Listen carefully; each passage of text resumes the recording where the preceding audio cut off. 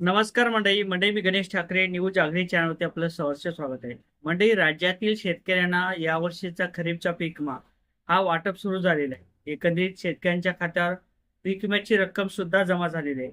परंतु जर आतापर्यंत आपल्या खात्यावरती पीक विम्याची रक्कम जमा झाली नसेल किंवा आपल्या जिल्ह्यात जर पीक विम्याची रक्कम जमा झाली नसेल तर ही रक्कम कधीपर्यंत जमा केली जाणार, एकंदरीत कोणत्या पिकाचा पीक विमा वाटप केला जात आहे, कधीपर्यंत या पीक विम्याची रक्कम आणि किती रक्कम ही मिळणार आहे, याचीच माहिती घेणारा हा व्हिडिओ. नक्की चॅनलवर नवीन असाल तर चॅनलला सबस्क्राईब करा. व्हिडिओ आवडला तर लाईक आणि शेअर करायला सुद्धा विसरू नका. म्हणजे ज्या अर्थी शेती पिकाचं मोठ्या प्रमाणात नुकसान झालेले, शेती पिकाचं नुकसान झाल्यानंतर राज्य सरकारच्या माध्यमातून काही नुकसान भरपाईची रक्कम सुद्धा जाहीर करण्यात आली आणि त्यानंतर मुख्यमंत्री फडणवीस असतील यांनी सुद्धा सांगितलं होतं की शेतकऱ्यांच्या खात्यावर 17,500 प्रमाणे पीक विम्याची रक्कम दिली जाईल. परंतु ही जी काही रक्कम असेल ही सध्या शेतकऱ्यांच्या खात्यावर 10,000 रुपये, 8,000 रुपये, 6,000 रुपये, नांदेड जिल्ह्यासारख्या जिल्ह्यात 27,000 ते 30,000 रुपये, 40,000 रुपयेपर्यंत पीक विम्याची रक्कम ही वर्ग होताना दिसत आहे. एकंदरीत छत्रपती संभाजीनगर जिल्ह्यात सुद्धा पीक विम्याची जी काही रक्कम असेल ती वाटप केली जाणार आहे. परंतु छत्रपती संभाजीनगर जिल्ह्यात पीक विमा कंपनीच्या माध्यमातून काही आक्षेप नोंदवण्यात आलेले. त्याचबरोबर पैठण जिल्हा असेल, तालुका असेल, या पैठण तालुक्यात सुद्धा पीक विम्याची रक्कम दिली जाणार आहे.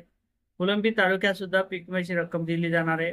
विजापूर तालुक्यात या देखील जिल्ह्यात पीक विम्याची आणि या तालुक्यात पीक विम्याची रक्कम दिली जाणार आहे.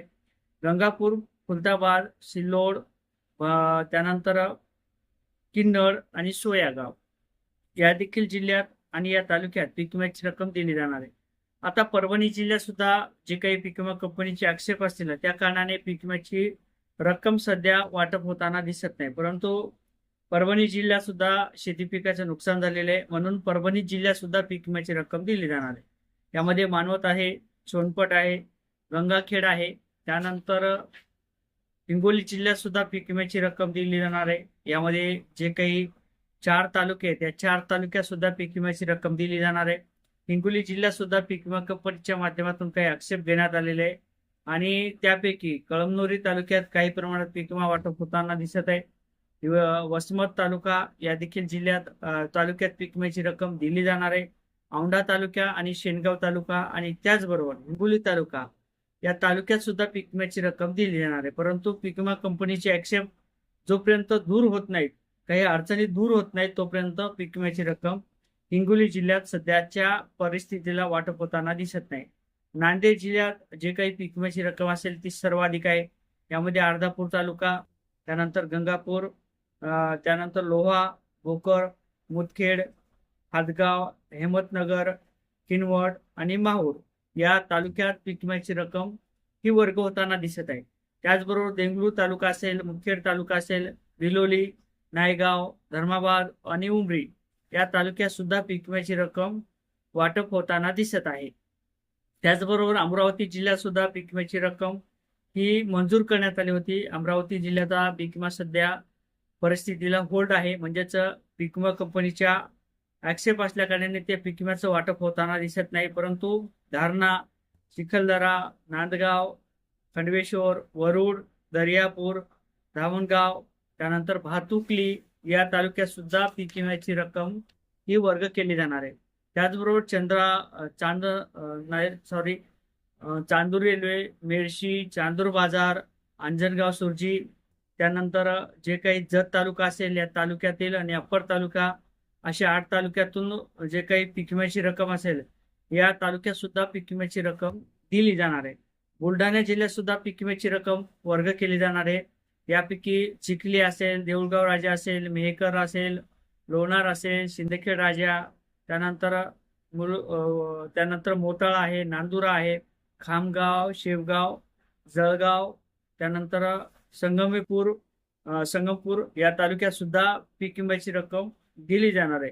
अकोला जिल्ह्यात सुद्धा शेती पिकाचं नुकसान झालं होतं, तर अकोला जिल्ह्यात सुद्धा पीक विम्याची रक्कम ही वर्ग केली जाणार आहे. परंतु सध्याच्या परिस्थितीला पीक विम्याची रक्कम ही त्या ठिकाणी आक्षेप असल्या कारणाने पीक विम्याची रक्कम ही सध्या परिस्थितीला वाटप केली जाणार नाही. काही दिवसात त्या प्रश्नावरती किंवा त्या जे काही अडचणी असतील त्याच्यावरती तोडगा काढला जाईल आणि त्यानंतर पीक विम्याची रक्कम वर्ग केली जाईल.